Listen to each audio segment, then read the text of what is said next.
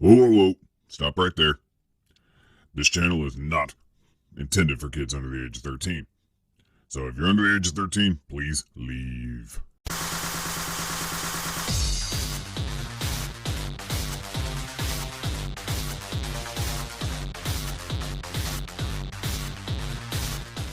Hey everybody, Arthur here with another unboxing video. Today we have a Marvel Legends series X-Men Age of Apocalypse Sunfire, and as you can see, comes in that typical Marvel Legends style packaging. On both sides of the box we still have that consistent artwork, same art style, looks awesome. I love this Sunfire image right here, and then you still got Apocalypse up there in the background. Here we have the back of the packaging showing off the figure, and honestly, they need to get some ACBA guys in there working for Hasbro so we can get some better poses than this. This is sort of weak. It's sort of been weak on the other figures as well, but we do have some read-up information, so feel free to pause it if you want to read up about that.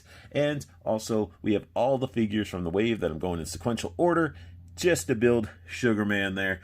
So let's get them out of the packet. Now, this is the Sunfire I've been wanting. I almost bought the old one a while ago, and I'm glad I waited because Toy Biz definitely, this thing out of the package, it's just, it looks fucking fantastic. A great looking figure out of the package, and he does come with some Build-A-Figure pieces. He comes with some arms for Sugar Man. Sunfire up close looks awesome. I love what they did with the head sculpt. It's like a piece of white plastic they sculpted, and then they painted the red sun right on his forehead, and it looks awesome. The head sculpt, his hair is all just a giant flame, transitions into the darker orange. The camera just doesn't really give it justice, to be honest, and it's pretty wicked. His collar, he has that collar like a lot of people from this whole era, and the flames just are attached. It's wrapped around, and this goes around darker orange. It looks awesome. I can't lie about that. That looks really, really nice. And it's attached, so you can't remove it, which is not a bad thing because they don't really get in the way when you get into articulation. I'll be showing you. The paint apps are pretty solid to a point. His chest and everything looks very nice. His shoulder stripes, everything looks very, very good. On the back, still continues to be pretty good, and that's what really impresses me, is a lot of this black paint work is pretty freaking solid. It is very solid on this guy, and I was thinking I had some scratches on his chest. It doesn't really look like it. Looked like it just rubbed off, and then insides, his arms, the stripes look all right. There's some spots that are missing a little bit. Noticeable. You can definitely see it on his foot. He's missing a little bit, but this whole translucent plastic, it's nice. When you're dealing with translucent plastic, you're definitely dealing with weaker plastic. They did use a lot of the parts from, Johnny from Fantastic Four, the Human Torch. So we got this flame hand arm, and then the fisting flame hand as well.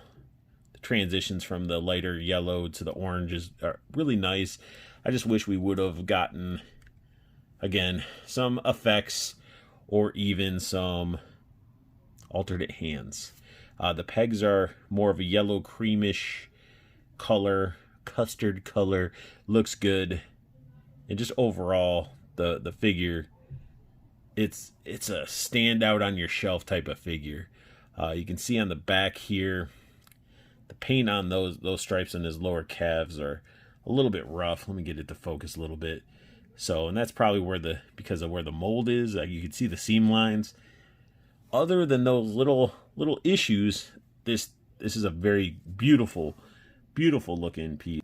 Articulation wise, this dude is awesome. His head, even though it has all the flames and stuff, he can look back a decent amount. Not horrible, but it's enough.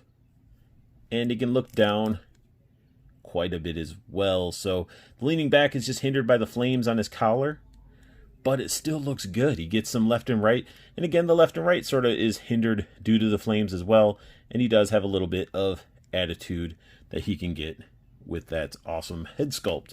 His arms can do the full 360. He's got very, very amazing, nice, smooth butterfly joints. We get a bicep swivel, double jointed elbows. We get wrist rotation and a bend, but the bend only works one direction because of the flame. And that is the same with this hand as well.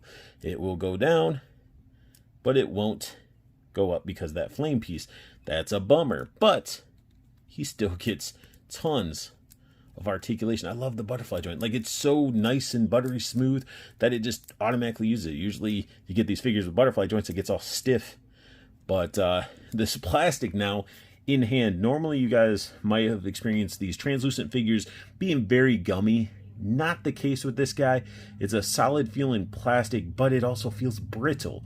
That is something you have to worry about with these clear plastics. They are a weaker plastic. So he can lean forward that far, and he can lean back this far. Leaning back, he still looks all right, and then leaning forward, he does look good too. I wish the little markings went up a little bit further, but that's okay. Still a solid figure. He gets bookshelf hips with the rotation. I wish they'd get rid of this and just put a ball right there and just have that type of movement, because I just don't like how the bookshelf stuff looks. And he can split his legs this far. Nothing crazy, no Van Damme.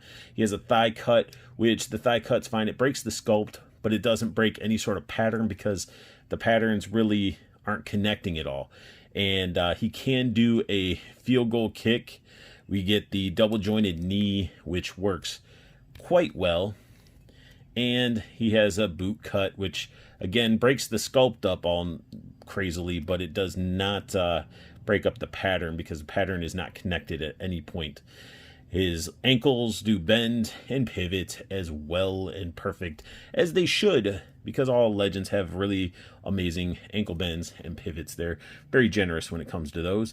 But this figure is awesome. You got to get this figure. This figure in hand is great. But here we have Sunfire with his wave mates, and the figure is probably one of my favorite figures out of the wave so far. He's just a badass looking figure. They did a heck of a good job on him. And something I'm finding very odd is we have these open hands that are all on the left hands with all these figures so far. There's no alternate hands, but are they all supposed to be doing like a Hadoken or Kamehameha, like something where they're all using the one hand?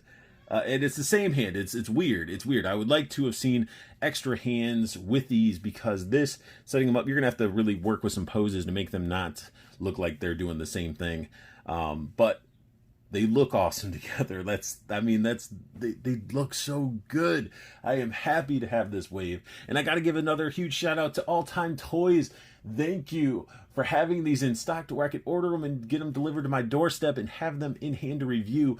I love Age of Apocalypse, and these figures have not disappointed me yet, besides some little paint issues. They're very little, and the lack of accessories and effect pieces. That's the biggest part, I would say, that's being, again, continuing with this whole wave of figures. But the figures look fantastic. And that sums up my unboxing and review of Marvel Legends series Age of Apocalypse X-Men Sunfire from the Sugarman Build-A-Figure wave. If you guys like what you saw, please hit that thumbs up for me. If you're new to my channel, hit that subscribe button as well. It means the world to me. And if you want to know when I post up a new video, hit that bell notification. Therefore, you know when I post up a new video.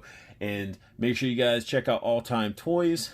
Their link is down below. Check out their website, get stuff delivered. They actually have some of these figures on their website to get them into your doorstep. So if you have some pre-order and you're tired of the waiting, that actually is going to help you, allow you to get it in hand quicker.